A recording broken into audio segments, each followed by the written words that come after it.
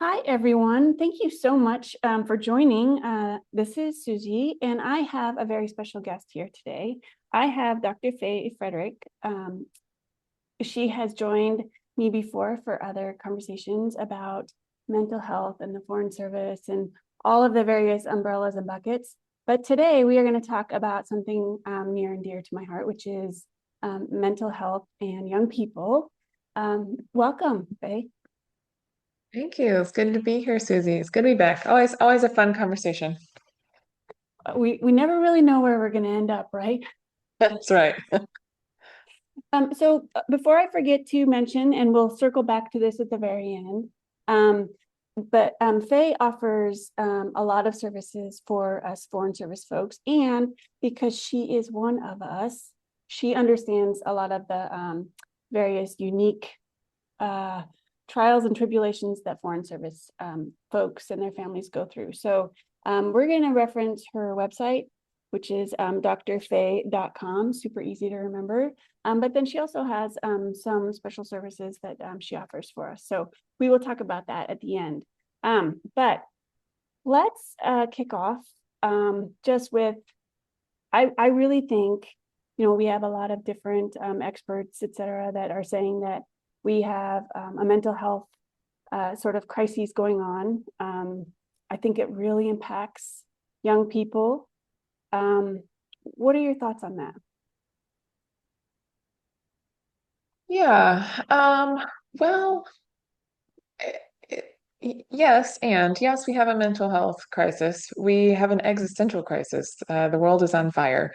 And if you weren't worried about it, that would be a problem. Like to be mentally healthy and not concerned at all. If none of us were struggling, we'd be in a bad place. Um, Globally, worse than we are. So it's good that we recognize that the world's on fire. And now the mental health crisis is across all groups. It's happening for young people. I think the Vivek Murthy's book about the loneliness epidemic has really shown us that we're all struggling, and we're struggling with community, which really creates more stress in our lives, and stress creates all kinds of problems, both physical and mental. So yes, adults are struggling, adults are lonely, and the kids are struggling. And I honestly think part of the kids' struggle is that they have so much more exposure. The exposure itself can be negative to violence and whatnot, but they are also exposed to positive things, like therapy is being normal. They're seeing therapists on TikTok and on TV, and they know that help is out there, and they're hearing about emotional regulation skills. And it can be confusing for kids who have them and their parents don't. And so I think part of what we're seeing with the kids today is that the kids are becoming all right and the world is not. And that is a contradiction that creates conflict within them.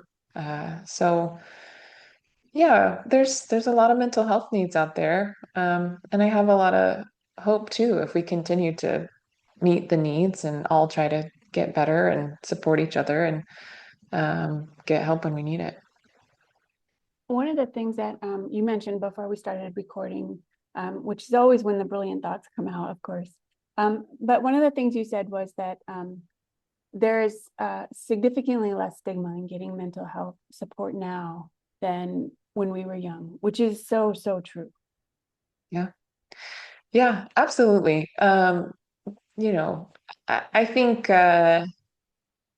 when we were young, if we asked for therapy, if we even knew that we could ask for therapy, a lot of us were shut down or told like, you don't need that, you're fine. And so the kids these days, when they're asking for it, thank goodness more of them are getting it, and that can be more normalized, even if the parents might kind of look sideways at them, or there may still be some judgment. But I do believe the stigma is lessening a bit, which is again, one, I'm not usually a hopeful person, but it is one thing that I am hopeful about. That the stigma is releasing, and even that applies here in foreign service as well. In the last couple of years, Big Med has actually made serious changes to the process of examining med clearances, and they don't even ask questions. Well, they rarely ask questions. There's a big fear that your file would be investigated if you had a mental health diagnosis. That has not been true for some time, but they've made it explicit that they don't review um, most of the diagnosis codes: depression, anxiety, adjustment, marital conflicts, family counseling. Those things are no longer, it's explicit that they will not be a risk to your medical or security clearance. Yeah, I mean, that is one of the big concerns for folks in the Foreign Service is medical clearance and the if they were to get a diagnosis, how that might affect their worldwide availability. Mhm. I mean, I have been doing this explicitly with foreign service people for over 4 years now. I have signed, I don't know, maybe a dozen times. You have to declare you've seen a therapist. And so I've signed maybe a dozen forms as people are renewing their med clearances. And not a single one has ever come back to me for any sort of data. No notes, no information. I give the diagnosis code, I say they're stable, this is only helping them be more resilient at post by seeking this care. I continue to be available to them, online. Thank goodness for that. Um, and I've never, Big Med or state has never requested a single document from me. And so no, their security clearance is not at risk. The only thing that does put people at risk is if they are a danger to themselves or others, and usually like a security risk. If someone has having delusions or can't keep a secret or is having hallucinations, and if they don't have a good handle on the truth, that is a security risk, and that will impact your clearance. But that, like, if we think about kids, when we think about and young people, when it comes to getting services overseas, it feels a little more complicated. Mm. Partly just because of the age of the individual in question, right? And then partly also like as they mature and as they go through puberty and as all of these different sorts of emotional and hormonal influences really start to impact these young people. Like Mhm. they can go from arriving to post and being quote unquote fine to you're 3 years in and there is noticeable difficulties that this child is struggling with. Yeah, absolutely. So, as I was talking about the clearances in the form I fill out, there's a checkbox that says, can this person get their services overseas? Are you going to provide them? And I declare that I will as their provider, right? And like that's the joy of my practice is I move, they move, we move, and we stay connected online. For children, it's similar. If they have already been struggling, already getting treatment, the best preventative thing you can do is to make sure they're established with a provider who is able to follow with them. Unfortunately, as I'm sure everyone listening to this will know, it's really pretty tough to get an American therapist to agree to see you while you're overseas because they have no idea what's allowed and what's not. And, it's federal grounds and, like they don't understand. So, unfortunately, the vast amount of therapists in the US are really not available to our people. Um, but fortunately, there's always skilled EFMs. I know at least a dozen, maybe more. More are coming online every day of licensed EFMs, and this is their whole practice is seeing foreign service people overseas. And so they can take a little while to find, but not long. I have a list of them on my website that you're welcome to access at any time. You can do a quick search in trailing houses and they'll all be listed there. It doesn't solve the problem of finding a good fit, but we can talk more about that later. There are also, at least in my experience, and I mean, it's extremely limited, so you would have a lot more information Questions on are this, really but hard from them. oftentimes getting information from med when you're asking for a resource or a reference or some sort of like place to go, they're they're and I think we talked about this again before we recorded, was searching online, you hit sites that are, credit card first, and then you can tell me what you're looking for, which I know is a red flag. That's not where you should be going for your mental health support, but it's hard to find the resources. Mm-hmm. It's true. It it can be difficult, but they are out there if you know where to look. So I would say Big Med actually does have a referral list for mental health care, and it includes more than just the ever popular Truman Group. Um, and so that list is also linked on my website. I can give you the link for my kind of resource page. But there are dozens of EFM therapists who do understand the lifestyle, and their whole practices kind of revolve around serving this community. Um, and so it's, people don't know where to look.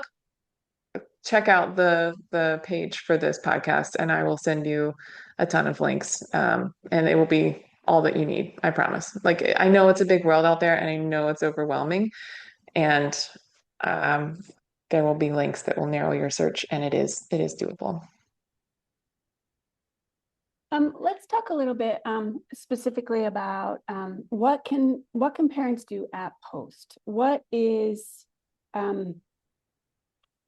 can we help this parent that has like identified that their kid is struggling with something and they don't really know what, but the teachers have ID'd it as well. So Mhm. what can we help them with? What resources might you suggest for them at post? Yeah. Well, of course, that heavily depends on which post you're at. You could be really lucky, and there could be a lot of excellent local resources, or there could be, the gift of another skilled EFM who happens to be there at post and can do an assessment or do some occupational therapy or some talk therapy or whatever it may be. Um, but I think what's important to consider is that there might not be resources at post, or there might not be good quality resources at post. And as a parent, you might not want to settle for what's at post. And so if there is a problem, I do recommend that parents really invest time and energy upfront as soon as possible in sorting it out. That can be everything from, taking on a bunch of work to find this therapist, sitting in the first few sessions to also evaluate the therapist, doing some family therapy online to help them get oriented. If they need an assessment, if it's an issue at school and we're not sure if there's a learning disability or some sort of delay, um, okay, travel for an assessment. It might be to London or Singapore or back to the US, but those assessments get kids resources that help scaffold their learning, one, through their entire life, but also their relationship with you. Um, Everything that I'm recommending here, including extreme examples of one parent taking a child back to, home, wherever that is, if the family splits up or if the family curtails, um, these things help show that your children, that you will support them no matter what. And I don't, I talk to parents often and I say, like, well, what's more important to you, your kids or your career? And I know it's not a black or white, question, and I know there's a right answer there. And so that's why I say, like, we can be okay with something complicated. Like, if you're in a two-parent household, one parent taking one kid or all the kids, for a curtailment and someone staying, if the monetary issues are really that great, if that's true, that needs to happen. But there's a lot of different answers here, and I think what's important is that people, the adults, need to sink down and see what is it that they're putting first. What values are they prioritizing? Is it financial gain or achievement, or is it their children and their relationship with them? I mean, I do, I have seen this many, many times. Um, people not wanting to get their kid diagnosed or assessed because they don't want to impact their career. But I could not agree with you more. Like that is that is the source of a lot of support for your kid. And maybe that does mean you have to go back stateside, but there are a lot of um, possibilities for an assessment or support that don't necessarily have to be provided stateside. Hmm. Absolutely. I'm the first one to complain about the bureaucracy and the red tape. However, clearances are there for your safety and your family's safety. They have established that that care cannot be provided at, a certain hardship post, and that's why it's a hardship. Um, so will it impact your career? Maybe you'll be stateside a little bit longer. But oftentimes they need people out so bad, you're going to go somewhere. They'll find a spot for you. And so I too encourage people to be honest in their evaluations and to get kids the evaluations they need, and even for adults, like for everybody to get the treatment they need. Again, as you're saying, okay, it may be complicated and may have messed up, quote unquote, the plans to go back to the US for a while.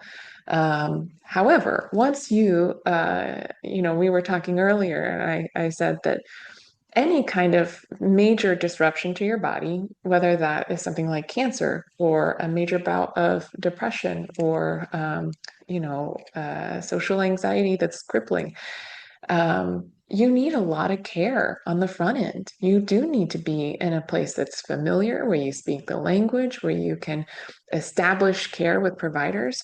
And that's where we kind of fall back into that preventative piece I was talking about and what you were referencing, Susie. Like once you go to the US, establish your care, get your treatment, get stable, whether it's through therapy or medication or both, you can go back out. If that form says, I have a provider who's willing to see me overseas, I have a prescription that the RMOP, the medical psychiatrist at Post, is willing to refill, you're stable. And I think another really important point that you made earlier was that a lot of American mental health professionals are not going to want to see you for the first time while you're overseas. They would prefer to see you in person. I think that's very, very, very fair because you can't do a proper diagnosis unless you can actually like have a true conversation, right? And so, the same applies for any sort of situation with kids. Trying to get them started on some sort of treatment while overseas over the internet. Like, I don't think kids, some kids probably do fine with online therapy once it's established, but to start out, I have spoken to my own children online and it is the most stilted, awkward conversation ever. So like, if I were trying to like assess, like actually make a diagnosis of someone online, that would be extraordinarily challenging. Yeah. Yeah, unfortunately, even in our digital age, the kids don't have as good of outcomes with online therapy as the adults do, and it's not the same. We can't compare. And therapy with children is not meant to be sitting down face to face. Kids learn through play, they heal through play, and coloring, and there's just a really different vibe to therapy for children. So there's a lot of different technical constructs that go in there. For the actual therapy part. Um, that being said, I also want to address what you brought up is that a lot of therapists aren't going to want to start online or overseas. That's absolutely true. And I can't stress enough, again, preventative measures while you're, at your home post, establishing a relationship first, making sure they'd be willing to see you while you're overseas. I can put some language that you can give them in some of our links that we're talking about, to help them. They can disagree, and that's on their license, and they're taking up the liability, and that's on them, and that's fine. We respect that. But if you find someone who's willing to see you while you're overseas, establish care even if things are fine with your kids. Have your kids meet with them a few times, 5 or 6 sessions. Nothing has to be wrong, but that is the critical relationship developing time. And so if something does happen, that child can get back online, see the face that's familiar, that therapist can see, can better remember what this quirk means if they're acting this way, or if they're usually this shy, or if this is a new, symptom or situation, or something that's happening because of the digital format. Okay, no, that's really important. Let's poke that elephant sitting in the corner. Let's talk about what are our roles and responsibilities as parents to our kids and to ourselves in this whole mental health ball of yarn. Yeah. Hmm. Well, I you know, it's my belief that when you have a child, it does change everything. And I say this as someone who has chosen to be child free. And that's because I really don't want the responsibility. I think it is a huge thing to undertake, the upbringing of a little one who is totally dependent on you for way longer than you think, and someone who's really looking at you to scaffold how to move through the world. What is safe? What is not safe? Where can I expect to receive care and love? How do I know if I'm good enough? Parents scaffold the internal structures and the internal narratives of children. And that's that, if you look into yourself, you can see that that is true for each of us. But as a parent, you are responsible for the narratives they are creating. If they think they're not important enough to get care, or they're not lovable unless they're making really good grades, or um, that's, to me, it is the ultimate biggest responsibility to set your kids off. No one's going to be perfect. There's going to be injuries. There's going to be hurt. There's going to be disappointment on all sides. But I believe it's a parent's responsibility to set their kids off with the most love possible, true love, which is not just about providing care, but it's about truly understanding and seeing your child for who they are, and helping them understand who they are is enough. And in my mind, I 100% agree. And in my mind, that also includes having those uncomfortable, difficult conversations, because that's our job as a parent, to help educate our kids about those complicated social relationships, or puberty, or what values we have not necessarily matching everybody else's, or similarities and differences, all of the things. And I so want to say, like, that is our job as parents and not the school's job, although they would support us in their various sorts of programming at school, and with the unbelievably caring people that work at schools. But I just feel like, yeah, I'm on a bit of a soapbox here, but like, I do feel like it's so important that we invest all of the time and energy into that, because that is what we have taken on as becoming it, once we've assumed that role of becoming parents. Mhm. Yeah, absolutely. Um, And the values piece. Yeah, I would love it if kids continue to get good value support at school because they're there, a big chunk of their day. Um, but their main attachment figure, if we're going through psychology, is is the parent. They may really love their teachers. And if they're bereft to leave their teachers, we maybe need to be looking at what kind of love is happening at home.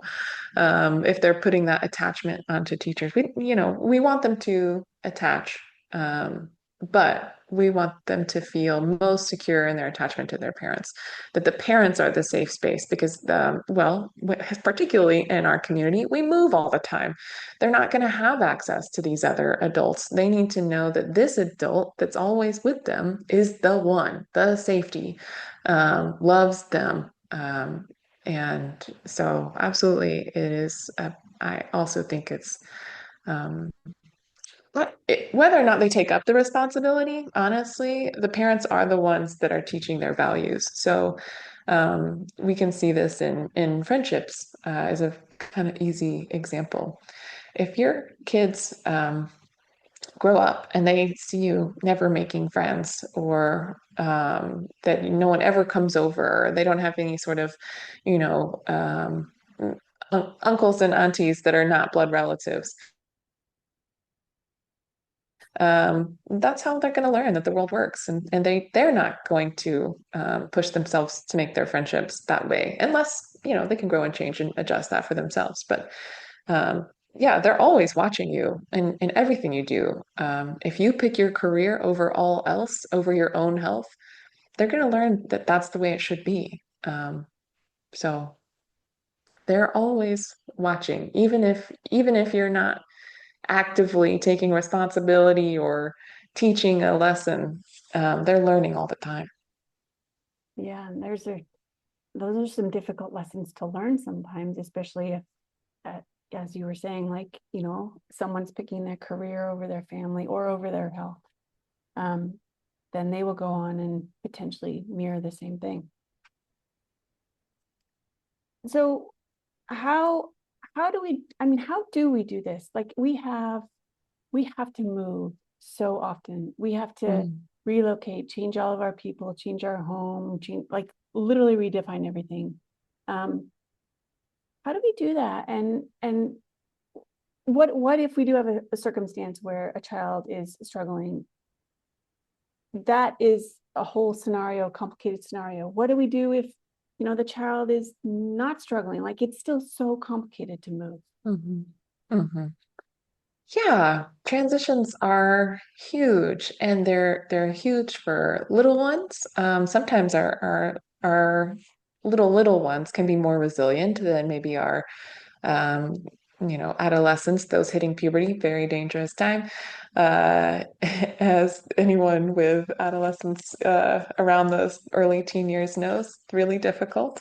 And I know everyone thinks about protecting the seniors or letting them graduate, in the place where they were, not moving kids in their senior year. But I hope you're thinking about your child's transitions long before senior year. Um, Yeah. The best case scenario, I really do think going back to preventative care, an ounce of prevention solves so many problems. I would love to see families do 4 to 6 family sessions before each post or in between posts. Like, just go talk about it, or even if you don't want to see a therapist for this, or if that's not going to happen, have some kitchen table conversations. How was this post for everyone? There's an exercise called Roses, Thorns, and Buds, where you talk about the good, the bad, and like what you're taking away, what might bloom for you in the future that's not there yet. And to really have a family culture and to be able to discuss the family values. What are you highlighting as a family? Are you after joy? Is it still financial security, those golden handcuffs? Is it adventure? Is it health? What is it that's important in your family? Is it safety? Is it love? And to talk about those words explicitly, to explicitly create the family culture so that one, it can be named by parents to say, I'm doing this because it supports this family value of love, or, we named our family value of health, so we all need to take this walk this evening, whatever it may be. And to allow your kids to give you feedback too, and to invite them to say, like, I don't think that is in alignment with our family value, Mom. And if they're saying it, to you genuinely, that we put down our defenses and take that feedback and explore, if that's right, because truth comes from the mouth of babes. So, um, establishing family values, family check-ins, especially around transition points. Um, Listening to feedback from children, inviting that in, having them be stakeholders in the family, because they don't have power over what post is chosen ultimately. But the more they can be included in those conversations, the more we are ideally preventing crises at post. Um, and again, if something very difficult happens, if there is a crisis, mental health or physical, right? And I really do encourage people, mental health issues is in the organ of your brain. Your brain is an organ, it's part of your body. They're really no different from physical crises. If you got a cancer diagnosis at post, you would go on evac to get that sorted. Um, and if you have a mental health crisis at post, there is mental health evacuations also available to you. And the guidance, they're very happy to talk to you. It very rarely impacts your clearance. Truly, Big Med does want you to get treatment, and when you are stable, you can return to post. But I mean, it starts with those kitchen table conversations, right? Having that established two-way conversation with your kids where you can name your emotions. I mean, none of us like to move. I don't think there's any single member of the Foreign Service that's super excited to pack up their house and move, go through the meat market that is bidding. I mean, Mhm. nobody enjoys this process, but we do like the lifestyle. We do like these new experiences. So there's a lot of rosebuds and thorns that you can talk about with your kids and just really understand um, what are the good, the bad, and the ugly of this lifestyle. I think those conversations also help kids to really understand and be able to label if things are just not quite going as they think, like maybe they're experiencing something differently, or they're feeling maybe more anxious, or um, having more stress than what they've had before. And of course, as kids get older and academic pressures start to increase a little bit, Mm. that of course will cause stress. But I think kids understand when that's the source of the stress and when it's something they don't know how to like really identify or label, or if they're Yeah. struggling with something. And those table conversations are so important. Mhm. Mhm. Absolutely, because what's underpinning those kitchen table conversations is love. It's just showing your kids that you're listening, that you care, that you will attend to what they bring to the table. It's a basic human need and a basic attachment need that helps provide that positive attachment through the lifespan. Um, but yeah, it's a simple idea. It takes time. It could be a little bit awkward, especially if, you're an adult who's not so in touch with their feelings, right?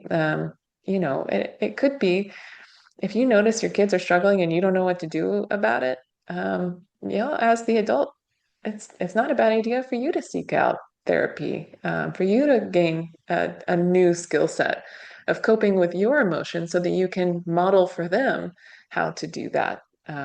Because again, their biggest teacher is the parent, not even the therapist. Yeah, that's another ball of yarn, just to try and get parents to be able to take the time to be reflective in their own capacities and processes. And if they're struggling, be able to say, oh, okay, this is getting harder than it should, Mm. and to get that help. But that is an important step. Yeah. Absolutely. I mean, I I like to point out there's some major red flags in families and that are well established in the psychological literature. If there is a bad kid or a problem child, or one kid that is always struggling, you can guarantee there is dysfunction in the house. I'm not going to say it's abuse or anything like that. Um, but um, that when there is one, again, I'm air quoting problem child, that child has kind of taken all of the dysfunctional energy, the conflicts that are not being talked about, the emotions that are being suppressed or that are blowing up. And it's all being kind of projected onto this one thing so that the family can outsource it because they don't want to deal with whatever, sticky thing is underneath. So if you do see, if it is kind of talked about in your family, it can even be jokingly talked about that this kid's always getting in trouble or the no, no, no, no, no. I think it's worth exploring what else is going on in the family. Um, Likewise, if your children are described as old souls or mature for their age, these are not compliments.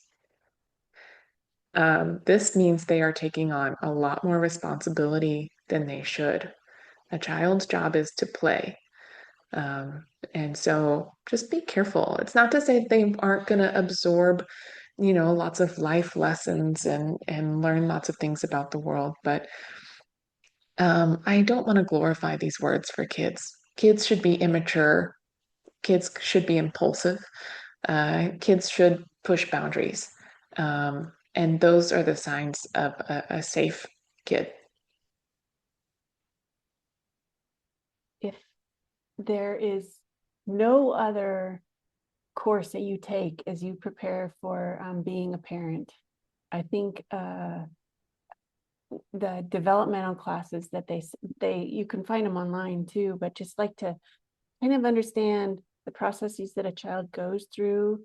And obviously you can find them supported by different sorts of like umbrellas of theory, but just to understand developmentally like where your kid is. And just to underscore what you just said, like play is so important in so many of these different categories, because that's how kids learn, and that's how they express themselves, and that's how they portray how they see the world. And it's just such a phenomenal um, educational tool for them. But they also like it's therapeutic, it's restful. I mean, it's yeah.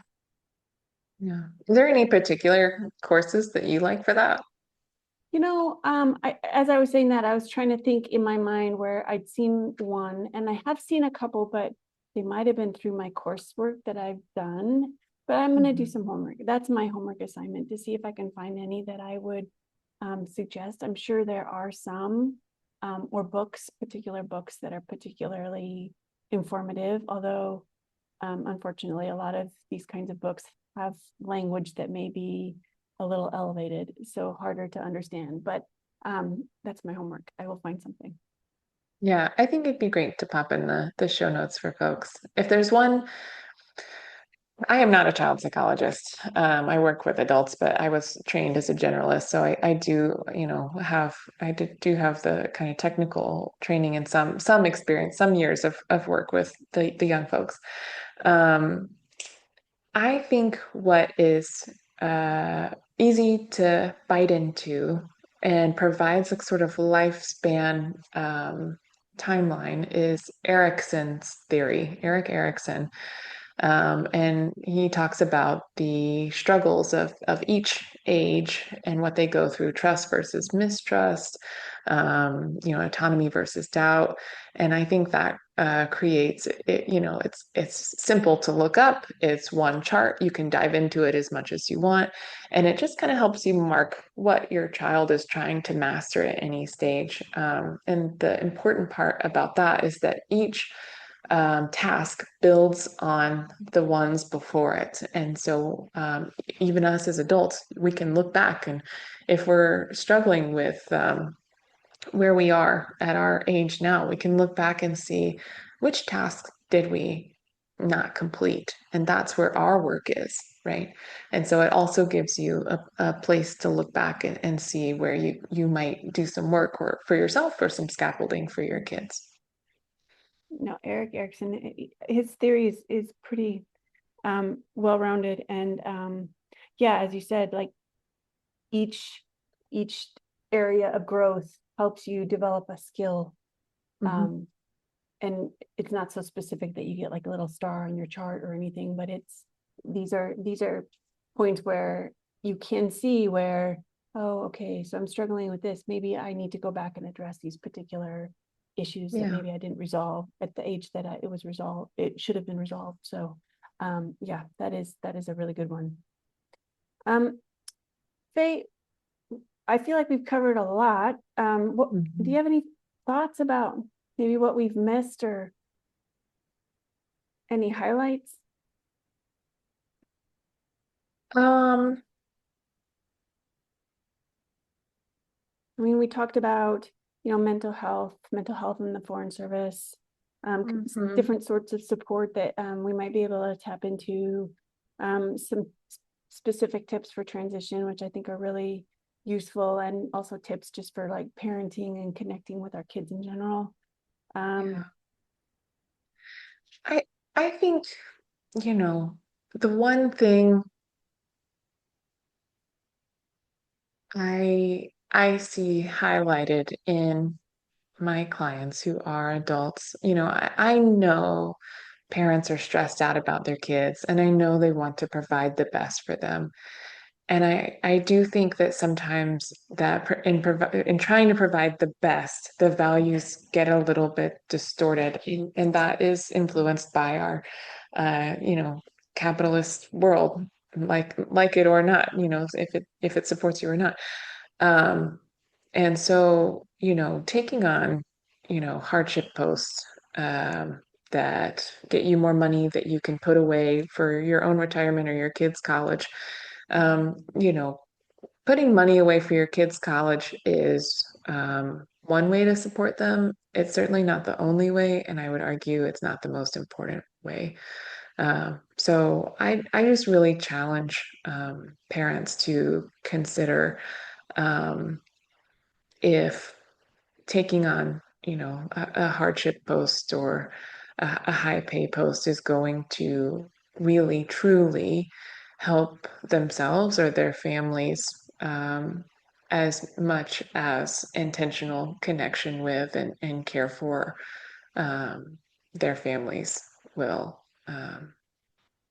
That, maybe you'll get promoted a little bit faster if you take that post in Delhi or Angola, but um, hardship posts are called so for a reason. They can also irrevocably damage your relationship with, you know, your child or spouse who's not feeling like they're getting the support they need in those areas. yeah, as you say, they are called hardship posts for a reason. And the only other thought that I would add to that is that when you're prioritizing career over family over and over and over again, that's the message that your family hears. Mhm. And at the end of the day, pardon the vulgarity, but the career's not going to be wiping your butt in old folks' home, and your family will probably have left at that point. Mm. Um, I mean, I'm just saying, like, can't always put the career first because Mhm. that's the message that is heard, unfortunately. Yeah. Um, Yeah. When you get those golden handcuffs off, who's going to be there to hold your hand? those are some pretty strong handcuffs. Mhm. Say, tell us a little bit about your groups. Yeah, yeah. So, these days, and probably for a long time, I am not taking new individual clients. I am full. I have been full. Thank you so much, community, for your support and your referrals. But I am shifting my practice to include more group work. And I know almost no one wants to join a therapy group. I know it sounds terrifying, but I promise you, I mean, I wouldn't run them if I didn't think they were wildly effective and if I didn't think they were absolute magic. I am running all different kinds of groups, and as interest changes in them, I will continue to run more. I have a women's group, an existential group, a men's group, LGBTQ plus support group. I run a Money Matters group, which is co-led with a financial advisor who's also an EFM, to help talk about the ways that money and mental health are interconnected. And like we kind of mentioned some of those sticky narratives that exist. Um, so, groups are an amazing way to help with that loneliness epidemic that I mentioned before. It's a way to connect with other humans, to see that you're not alone in the world, and to have kind of curated conversations. I like to think of them as that kind of interesting summer elective in class, in college, that it kind of changes how you see the world, and the class size is smaller and the rubric is a little bit looser. Um, but there's still like focused material that's important to explore. So I lead the groups. The people in the groups kind of choose the direction, and they're intentional spaces for 8 weeks at a time. The group for confidentiality, the group is confidential. We trust the members keep that confidentiality. Before the group starts, I release the list of participants to those who are planning on joining, so there's no surprises. And so if your boss is in the group, someone will step out. And so I've thought of everything. Trust me, I know the Foreign Service people are a little bit of a paranoid bunch, and I I promise to take care of you if you're interested. I have a lot of information on my website. It's drfae.com/groups, and Fae is Fae.